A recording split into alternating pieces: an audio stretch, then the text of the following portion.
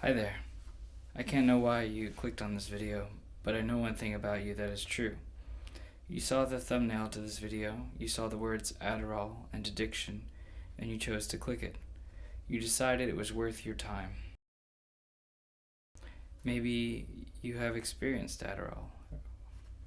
I have. Maybe you have experienced addiction. I have, yeah. And maybe you've experienced both of them together in relationship to the other. Yeah, I've experienced that. It was such a profound experience for me that not only would I have clicked on this video as well, but I would take my precious time to make it. I'm also writing an old school book on the experience, and if you're interested in reading that, subscribe to this channel to listen to for the announcement of its completion. Adderall addiction. I started taking amphetamines when I was 7 for ADD. My use was on and off until I was 23 or 24 total. Total years I'd be using would be somewhere around 11 and a half years using within that 16-year period.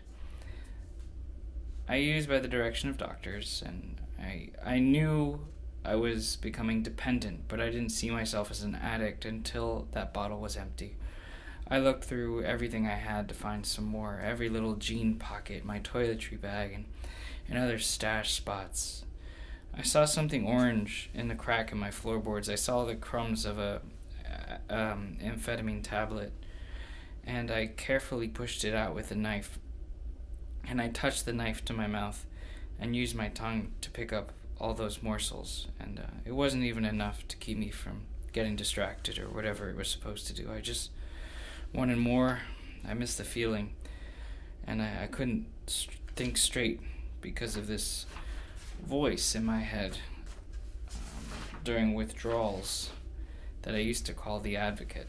The advocate was an apparition Adderall had left in my mind to sit there and say mean things to me, and it told me that if I took Adderall, they would shut up and leave, and the advocate advocated at every opportunity I let it have. A pause in work, frustration and motivation, or momentum in the day, the advocate would chime in with something like, "You could do this better on Adderall." And sometimes the advocate would tell me it would be easier if I wasn't alive. I knew the advocate was the advocate. The advocate relied on me thinking it was my voice for me to follow its advice, but sometimes I was uncertain about that, and I would call someone to get an Adderall or a Vyvanse or whatever, and it would work out, and the advocate would be right back next to me, stronger. Because the thing about the advocate was that the advocate was like a person who joined me on a walk, and where like every step of the walk was like a day of your life. And when I walked with the advocate, I talked with them, and we walked together.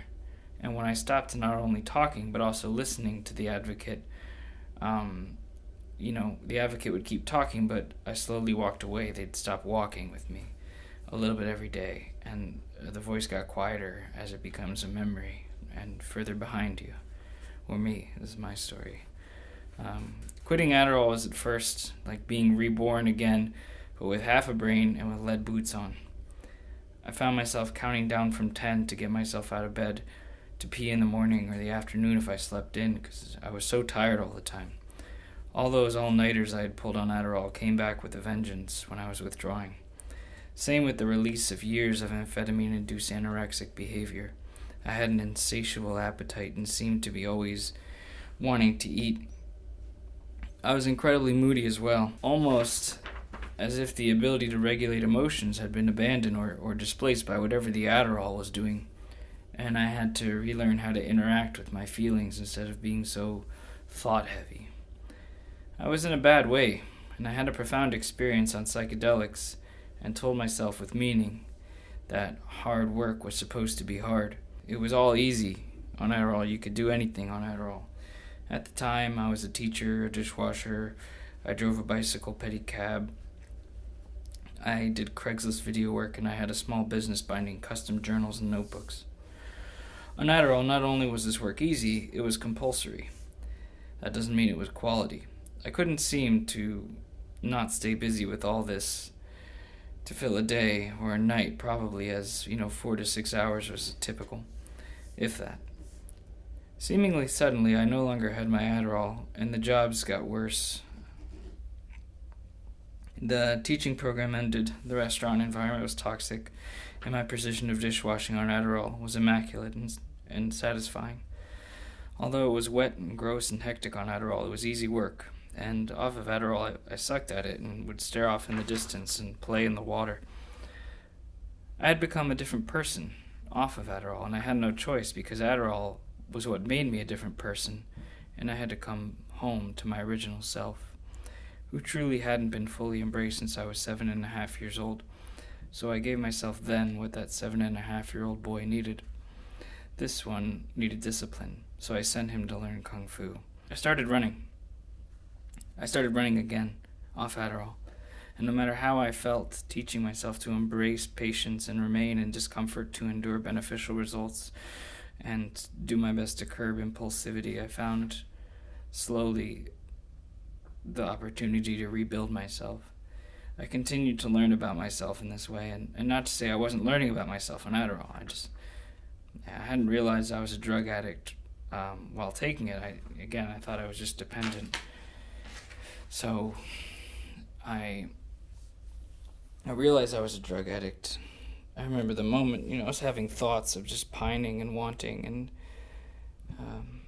really yearning for the substance, and I realized at that point that I was an addict because I was behaving like an addict, and I saw myself in an addictive space, doing things that, almost like my true consciousness took a back seat to addict behavior, of doing whatever I could to get that substance back into my body, in terms of trying to get a doctor to give me a new prescription, or trying to get in touch with someone I know who maybe takes Adderall, and found myself sending really embarrassing texts, begging someone and bothering, and eventually getting it and sort of bringing the advocate back to the right next to me, but having a couple days where I had access to Adderall until I had that meaningful moment where I realized that hard work demanded a certain mindset that I had been putting off administering because of just the crutch I had of Adderall specifically. And I can't speak to sort of addictions of recreational drugs. I'm sure the withdrawal is similar to other stimulants, but the sort of personal conceptualizing that goes on when it's a drug that you're supposed to take, it's kind of confusing, because you're like, wait a second, and then you can kind of spiral, and almost for me, a lot of resentment toward that establishment that told me I needed to take the drugs for doing it, and that took a while to sort of resolve, and there's probably still leftovers of that, because I felt slighted, I felt betrayed, I felt tricked, and I felt duped, and I had to work with that to kind of forgive an industry, a society, and a world that didn't apologize, and gaining that sort of divine forgiveness for the things that happen to you can be a really great experience. And I think a lot of people might experience that in whatever kind of recovery of any kind of addiction, because the really only person you can blame, if you want to put blame on a person, is yourself, because you take the drugs. But therefore, in the success of recovery, the only person you can thank is yourself, because no one else can recover for you. And it felt like it was sometimes the wrong thing to do, because it was I was avoiding a medical recommendation. So I would have to fight with that doubt that maybe I was wrong and they were right. So, I had to have some faith that I knew what was right for me, and that even though there was, something inside me just yelling and screaming at me to acknowledge that I needed medication, to power through it for an extended period of time, and know that even if I couldn't see a single glimmer of light at the end of the tunnel, trusting that it's there, because I heard about it and I feel it, and if it's not there, I'll at least find out it's not there, maybe after a year, and see how I feel. And then eventually just moving on.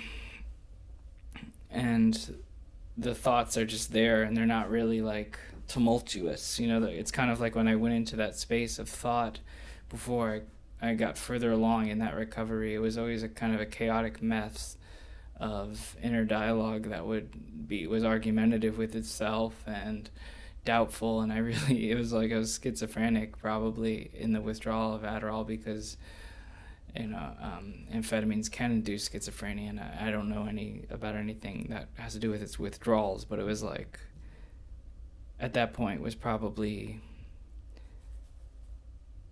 the most inner voice turmoil I've ever experienced, where the voice was really not nice. And Rumi's poem, The Guest House, really spoke to me in this time. I suppose I could read Rumi's poem. This being human is a guest house. Every morning, a new arrival, a joy, a depression, a meanness. Some momentary awareness comes as an unexpected visitor. Welcome and entertain them all. Even if they're a crowd of sorrows who violently sweep your house, empty it of its furniture, still treat each guest honorably. He may be cleaning you out for some new delight. The dark thought, the shame, the malice, meet them at the door laughing, because each has been sent as a guide from beyond. And that's by Rumi. And, that helped me, obviously, for obvious reasons. So, I think some advice if you're going through addiction, and that's why you came to this video instead of just hearing my story. Just to know that the thoughts you're having are not you. They are the withdrawal, and I've said this in probably all my videos about addiction and Adderall, but it bears repeating, because it gets to a point where it can get to a point where it gets the darkest that you thought it could be. I mean, you face, the dark night of the soul, and you can retreat, and the dark night of the soul is patiently waiting for when you come to that bridge again to cross it. And in your retreat, you can get stronger and prepare yourself better. If you need to, I think in the case of some drugs, especially like Adderall, step down therapies where you take the medication progressively less can prepare you for this. And maybe, I don't know, because my experience was complete cold turkey after like very consistent, powerful use. So I had no choice but to face the dark night of the soul. And working and fighting, battling, befriending, and ultimately coming to terms with that which you encounter in withdrawal can have great benefit. And I speak that way because that's what happened for me, but for some I can't speak to every addiction experience. It's not fair. But I was grateful that in my addiction experience, although it was the most unpleasant thing I've ever gone through, definitely, without a doubt, the most unpleasant thing I've gone through, lasted for days, maybe a year or two, getting easier, but still troubling me for a very long time. But that kind of endurance and learning, now that I'm past it, is a great teacher in the end, and I'm really grateful for that. So anyone, if you're watching and you want to comment and ask a question, I always try to answer them the best I can, because when I was going through this addiction, I was completely alone. I was in secret. and as for evidenced in my most recent video about coming out as a user.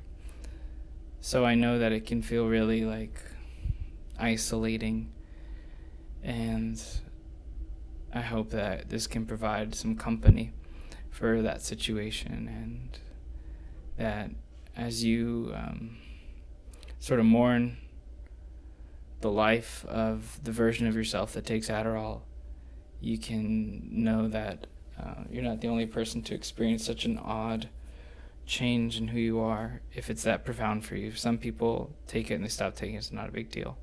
So, if that's your experience, I know. And it's great. And if Adderall works for you too, take it for as long as you need to. And hopefully when it comes time to hang your hat from amphetamines, it's beautiful, it's graceful, and safe. And you take whatever lessons Adderall taught you and integrate them into your life to make your life better. And those lessons you can carry forward and teach others, and know yourself better by having gone through something that might have been traumatic, and be wise about the chemicals that you allow to kind of use your body and your mind. They use you too. So you should, be careful. And because I was certainly reckless. And this isn't medical advice. So, do what you gotta do.